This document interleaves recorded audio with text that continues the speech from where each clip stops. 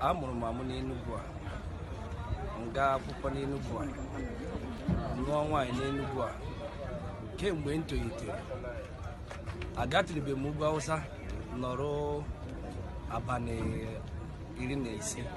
Mwa bụ onye Adamawa beta mama m na papa m mụrụ m n'Enugu a alakịrị m Enugu sef karịrị some areas anyị na-achụ efi sometimes ka anyị na-eji afịa ka anyị gote efi bịa na artisanal ka anyị na-ere efi ya na ewu.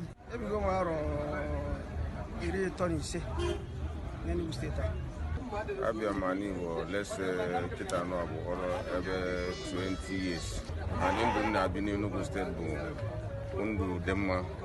Ọ bụrụ onye ọbụla anyị na-eso okwu mụ na ya na-eso okwu ọ eme nke a ma tribalism. Abụ m onye Hausa onye Igbo ọ na-akparịza m dị standard mba ọdụrọzụ na Enugu ebe anọ. Ụmụ m na ndị Igbo na-emekọ ha na-eje akwụkwọ n'eti ndị Igbo and two anyị na ndị Igbo na-eme ka nwanne ka anyị si ya nọrọ n'ala Igbo o juru m afọ o biruru m anyị.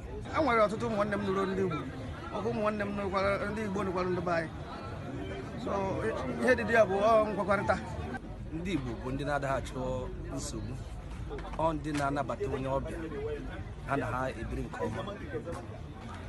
So ebere ka anyị na-ekpe obodo a dị mma ka anyị niile bụrụ ofu onye ọbụla nleta ya nwanne ya anya otu anyị bụ ndị Hausa na ndị Igbo anyị niile bụ ofu Naịjirịa ada achọ nsogbu. Ana m agwa ndị Naịjirịa niile happy independence.